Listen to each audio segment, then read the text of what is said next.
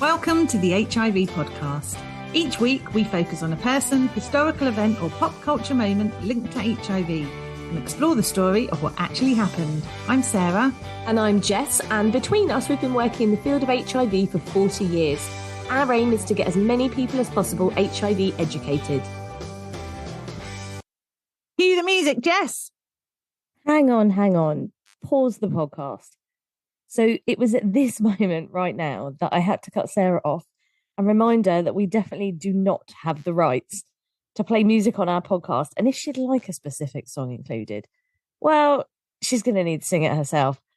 Apologies about that, everyone. Now, let's hear that. On with the podcast. Ooh, sometimes the truth is harder than the pain inside. Do you know who it is? Yeah, I love that song. Do you? Oh, you know I love Erasure. It's like he's here, isn't it? Although probably slightly higher voice. What, him or you? Him? No, not. Anyway, that is a flavour of things to come. But first, we need to do News Corner. Yes, we do. And welcome to the HIV podcast. I like this new way of starting it. Do that every time with a disclaimer because we don't have any money or the rights, a klaxon, and then you singing. Or you singing, or both of us. Let's harmonise. We can practice this in the office. Oh, I can't wait for tomorrow. No one else in the team can wait either. They are lucky sausages. We're straight into News Corner. Firstly, I need to give a little update from last week's episode, from our Jamie Brickhouse episode. I'm going to give a little update. And Jamie got in touch with us and he really liked the podcast, which I'm so pleased about because, as I said to Jamie, you never know, do you, if someone's going to like our sense of humour or how we present. It's not to everyone's taste. I feel like we're probably Marmitey. Yes. And that's fine. Anyway, he loved it, which I'm so happy about. And he actually gave me a little update and let me know which family member it was that was blackmailing, and he gave me the permission to share it. So that's quite exciting. So the person that was blackmailing him was his brother, Jeffrey. And it was in retaliation. I actually can't quite believe this. It was in retaliation for not letting Jeffrey and his very large dog move in with Jamie, his partner, and their small cat in their New York apartment. So it really was like, let me move in or I'm going to tell people about... Jamie said he's since gone on to share in other articles and things. So it's not like I'm breaking the news. It's been in lots of other things, but just really interesting to know. And so sad that it was his brother. Yeah, that is sad. Also in News Corner, so we had posted, obviously, about our Mark Fowler episode, which was from way back when. Can't even remember when it was, so I won't bother trying to remember. But we posted about that just to highlight the fact that because EastEnders have this new, well, it's not new now, but this HIV storyline, which is fantastic, we actually featured Mark Fowler and we looked into why EastEnders featured an HIV storyline, where that came from, how it was handled, and what the reception was like. So we thought, actually, let's share this again so that people can go back and see this first time they did it. Anyway, now, Catherine Olsbury, I hope I'm pronouncing your surname right, Catherine. She commented, and again, I always ask permission. I don't just go around willy-nilly sharing things that people comment on. Now, imagine if I did, just like, right, I'm sharing, direct message me, off we go. I'm laughing at willy-nilly. Excellent phrase. I love willy-nilly. Do you know what you So do I. Oh, okay, good. So Catherine commented underneath the Mark Fowler post that I had put up on Instagram, and she said, I remember it well. I had been diagnosed 2 to 3 years earlier, and the way the Square reacted, in brackets, get out of my pub, boycotting his stall, etc., went part way to my fear of telling anyone. I remained ashamed and fearful, hardly telling anyone for 30 years until last May when I finally announced my status on Facebook. Thankfully, everyone was amazing, but it's still taking time for me to shift the shame, with a sad face. She also shared that she's currently working with the fantastic Nathaniel Hall, who we have also featured. Oh, yeah. And they're doing this fabulous project, and it's called The Sunday Boys Will Be Here Tomorrow, Songs and Stories Towards an HIV-Free World. It's a theatre show that includes well-known songs from stage and screen, performed by the Sunday Boys. And the evening explores HIV's influence on society, culture and music from 1981 to the present day and beyond. So I suppose that's the future, into the future. Okay. And it says this, so I just got confused myself there, like beyond, but that's not happened yet. And it says the Boys are proud to present 2 new musical commissions. And this is very exciting. It's written by 2 composers, but in collaboration with George House Trust service users. How fantastic is that? As well as 4 new monologues documenting lived experiences of HIV by Catherine, Paul Fairweather, Nathaniel Hall, and Emma Zado. So that is on Sunday, the 2nd of April at the Keys Theatre. And I will put the link to this event below the podcast so you can find it. How lovely for Catherine to get in touch and share what that meant to her and how she felt when that Mark Fowler story came out. And imagine that, 30 years of not telling anyone, and then last May she was like, right, I'm just going to do this. That's amazing. And that evening sounds amazing too. It's in Manchester, isn't it? So yes, that is a long old trek for us. But if it's really successful, maybe they'll tour. Oh, let's push for touring. Let's push for touring. Yes. I don't know why I'm making Catherine in charge of everything. Poor Catherine going, no, I can't make that happen, guys. What are you doing? That is the end of News Corner today.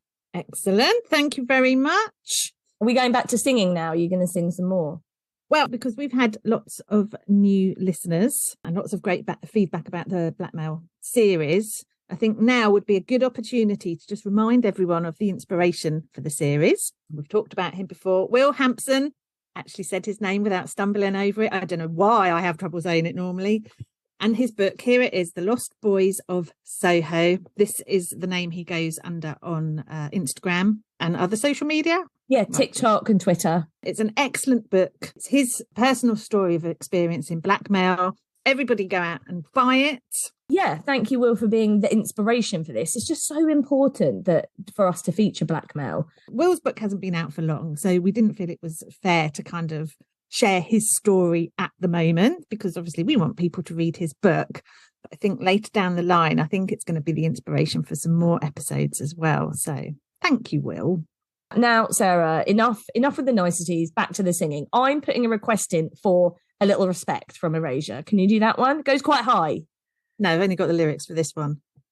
Oh, the lyrics on your computer. Well, do you know what? I was looking through my notes. I know it's surprising I have any notes, but I really do. And for some reason, I have also included all the lyrics to that song. Everyone will have guessed what it is. They'll have been able to tell by my amazing singing that we are talking about Erasure. We're talking about Andy Bell, the lead singer. And that song is called Sometimes. I mean, there'd be no confusion, would there? Everyone would have got that straight away. Oh, I realised we actually didn't even, yeah, you're right. We didn't even tell anyone what the episode was about. We just sung it and assumed the world knows Erasure. And so they should. Absolutely should. This is a very iconic band from the 80s, 90s. And there's an amazing YouTube clip. I might try and find it and put it underneath this episode, actually. And and I wish I was there so much. It's of a tube station, and there's a guy, and it's packed. It's a packed London tube station, and he starts singing A Little Respect, and the whole platform joins in. It's amazing. Oh, honestly, it's so good. Please, everyone, go and watch it. It's so lovely, and I just wish I could have been there when that happened.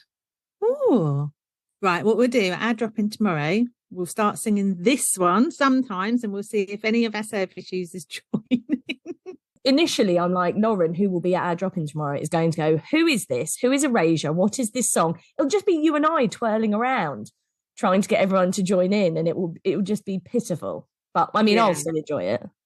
Oh, maybe we can emulate the video to this song. Do you know in the video, they are standing on a roof, dancing through lots of washing, like lots of white sheets, which, I mean, it's the 80s, they can do whatever they like, things. But it was just sort of, what a strange video. Who came up with that concept? I thought, do you know what will complement this song? I'm going to hang all our sheets up on top of this tower block and you two can dance around. It's just weird. One of your sons has a keyboard, don't they? What I wanted to hear from you was you on the keyboard and it going ding, la, ding, la, la, la, la, la, la, getting your note right before you started. Oh, yeah. Or, like a little mouth organ. Pitch perfect. See, my youngest, he got a harmonica for Christmas. Can I just say that I openly hate the person that actually gave them that present to him, and I've had to hide it because my God, hearing someone just constantly, oh no. Okay, well, I'm upset that you didn't and you had that at hand or to hand. Right, well, let's talk about HIV. Well, yes, let's get back on topic. So this week we're looking at Andy Bell. from the band Erasure. And the song we were talking about reached number 2 in 1986, right in the middle of the 80s. I do have the lyrics here. Do you want to do the backing? Hold on, I will sing the line and then you do the Okay. It's not the way you lead me by the hand into the bedroom. How does it go? Oh, is that it? I don't think we should do this. I think this is awful. Right, let's just scrap that. Volume doesn't make you sing more in key, does it? I think that's what I need to take away from all of that. Okay, right. Let's get back to the content of the episode. So we are featuring Andy Bell. I've said it about 1 million times now, but we need to be clear. He was never blackmailed because of his HIV status. And now look at your face. Well, why are we featuring him then, you big noddy? Don't worry. He was harassed by the press in the 80s, even though he was negative at the time. So it's like a reverse blackmail. Hey, and we did talk about how harassment can be part of all of this, you know, in a certain way. So I see why you've gone for it. To be honest, I wouldn't care if it wasn't to do with blackmail, Sarah. I just love Andy Bell and I'm just enjoying singing with you. Oh, thank you. That's nice. Okay, so Andy Bell, he's always been openly gay. What? Why are you waving your hands at me? Because I just have to say, there's another podcast idea. An evening of songs from Erasure with Sarah and Jess. That's a new podcast series, Sarah. We'll include the Communards and Bronski Beat as well. I'm in. And Tiffany. And Frankie Goes to Hollywood. Oh, yeah. Love Holly Johnson. Yeah, so do I. Maybe that's what we'll tour around the country. Yeah, exactly. Okay. And it'll be lovely. We'll call it like the HIV Songbirds. Okay, I quite like it. I'll let you go. I'll let you carry on now. Okay. So Andy Bell, always been openly gay. And because of that, the press would threaten him with printing that he was HIV positive. Why? I know. So there's an article in Pink News, and it's actually an interview with Reverend Richard Cole. So he was in the Communards. And he says, I can remember in 1987, Jimmy Somerville, myself, Andy Bell from Erasure, we were repeatedly rung up by the Sun, the Mirror, and the News of the World. And he says, I remember Jimmy once got a call telling him they were going to run a story about him being HIV positive unless he could produce a negative test. That was routine. Are you joking? No. Remember last week when I said, oh, you know, this kind of makes me angry, the content for this week. And this is what I'm talking about. Is this just like the British media are this awful? Like, I know we have covered some of American media in terms of how some people sort of blackmailed Charlie Sheen and how that went down. But I wonder is the media in other countries, was it as terrible back in the day, especially around things like this? Because I just feel like the British media seems ruthless. Yeah, there seemed to be no kind of rules. They were rogue, weren't they? Just doing anything they could to get a story. Now, obviously, Richard Cole's talking about Jimmy Somerville, but the same thing happened to Andy Bell. Andy Bell is positive now, but he wasn't back then. And there's an article where he talks about deciding to reveal his HIV status, but then running through how the press have treated him in the past. And this is how they did it. We'll link all the sources. So Andy Bell says, my boyfriend found out he was HIV positive in 1990. At the same time, some guy had stolen my jacket in a nightclub in London, and he was caught using my credit card. Now, it turns out that the guy that stole the jacket had AIDS. So Andy Bell said, just drop the whole thing. But this guy was going around saying to people he was my boyfriend and that I'd given him AIDS. He called up a national newspaper here in London. They were going to run a whole story on the guy. Assume the person, would they be doing it for money, do we think? I suppose we don't know. I think so. Yeah, I would think that was kind of the motive or the driver for this. It was big back in the day, wasn't it? That whole seller story. So Andy says, however, I just had my appendix out and I'd been tested for HIV and I was negative. My boyfriend ended up taking the test certificate down to the press office. So he's having to prove that he doesn't have HIV so that they won't run the story. I just can't believe the press can demand medical information like that from you. It's like making anything up and going, well, unless you prove it's not true, then, you know, I think we've got a story on our hands. Like, no, you haven't. You have it the wrong way round. You know, you need that proof first before the story. Not how they did it in the 80s. I'm not even sure that's how they do it now, but imagine someone saying on the say-so of this random guy who stole your jacket, he says you're positive, so we absolutely believe him and you're going to have to prove that you're not. Absolutely bonkers. I mean, the only thing I will say is you said it was the news of the world, right? Well, the three papers, yeah, News of the World was one of them, Sun, Mirror, yeah, okay. There we go. I'm not surprised. They that does not surprise me. No, it doesn't surprise me either. I mean, Andy Bell says it was essentially a witch hunt seeking out people with AIDS.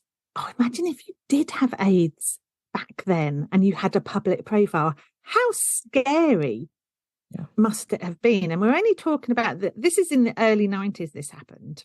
So the AIDS epidemic has calmed down a bit, not much, wasn't so heavily featured in the press. And yet they're still using these tactics.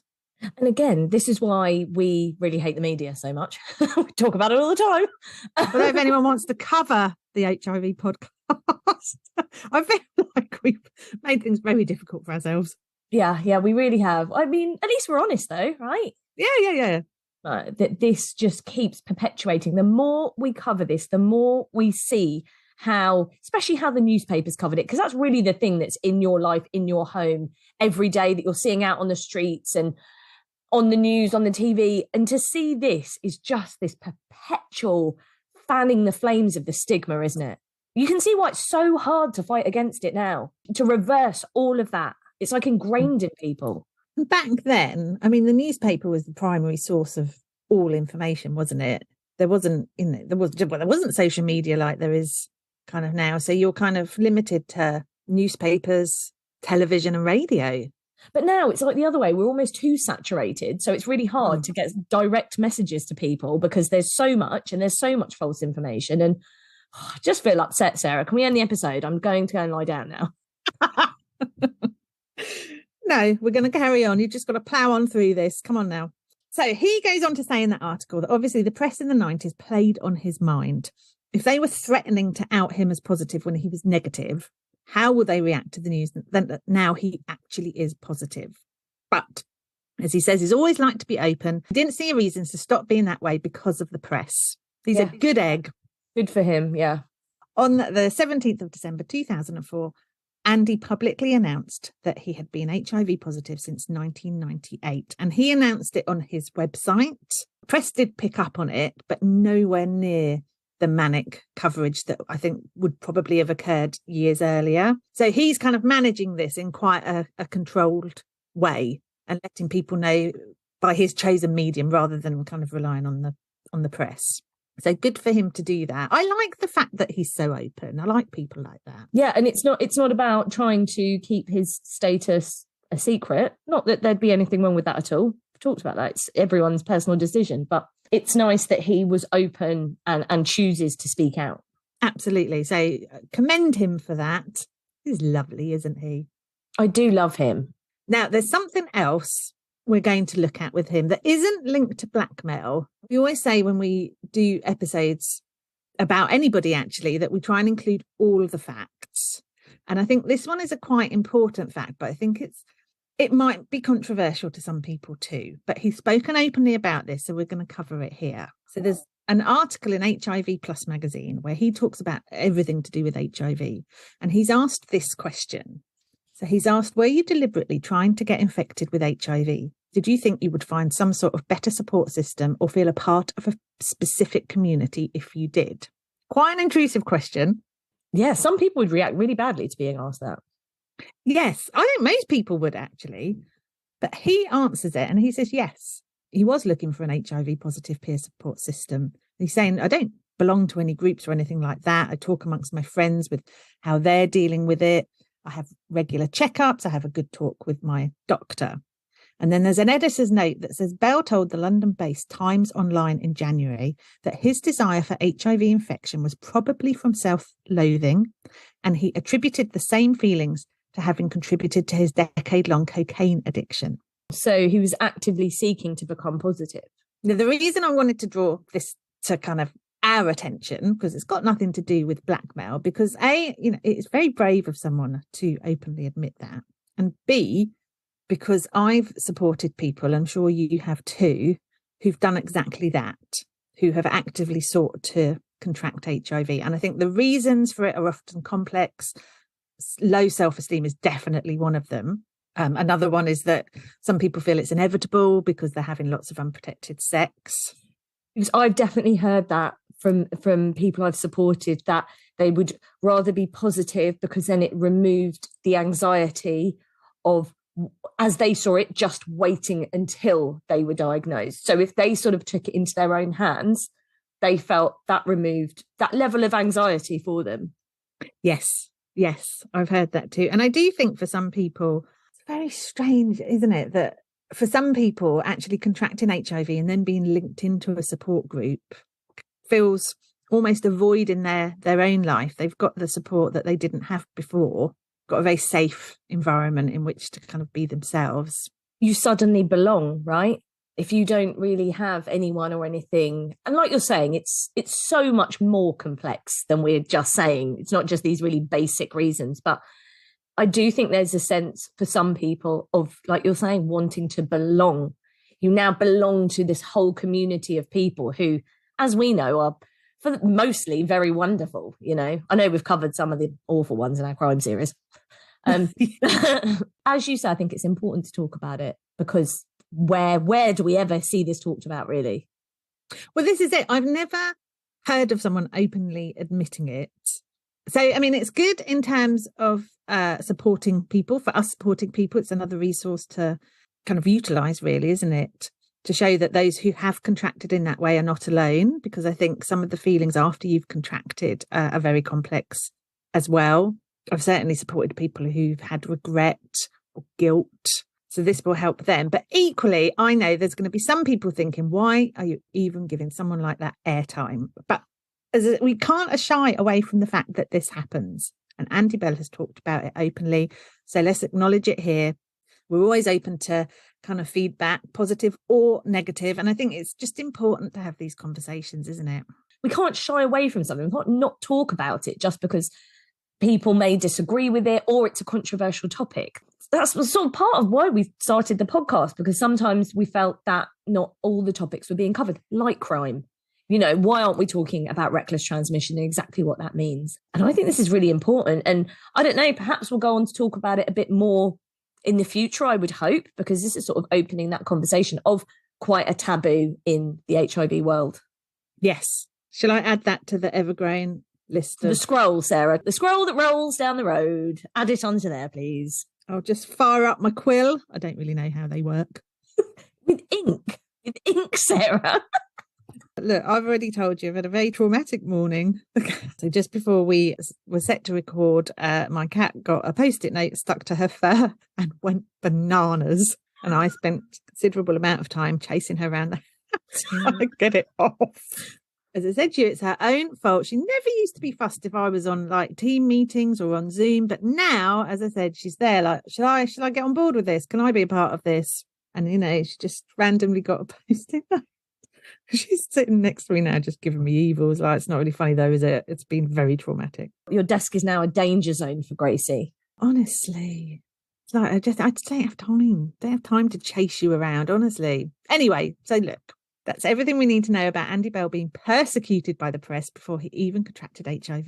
And whilst I know some people won't agree with how he contracted, he's honest about it, and that honesty will help others. And at the end of the day, it's really not anyone else's business. That's true. Sorry, I was just going to go back up to the lyrics because I'm going to sing you guys out today. Oh, okay. Well, but which one are you going to do? There are so many good. I've only got one. I don't have the words for anything else. And his voice is really high. I cannot do it justice. Well done, you. I always say that, eh? Thank you. That was a really important episode to talk about. Blackmail isn't necessarily, or sort of the umbrella of blackmail isn't as black and white as, you know, just, right, I'm going to tell this person unless you do this. There are levels. There are different facets to it. And I do think that would sort of come under this. So that is a very good shout. Well done. Well done, you. And well done for all the singing. You're very welcome. I thought you were going to say my pleasure, of course. But someone will pick up on this, so I might not be here for next week's podcast recording. I'll probably be in a studio somewhere. What, locked in so that you physically can't sing anymore? Yeah. So no. Oh, I'll be recording the Eurovision entry. Imagine. Okay, I like it. Is Eurovision soon? It's in May, isn't it? I've not got long. Yeah, you really haven't. Okay, well, I mean, I'll vote for you if there's a vote. It's going to be great. Anyway, Yes. So next week is the last episode in the Little Blackmail series that we're doing. And it's slightly different because we will be looking at when HIV is used for extortion.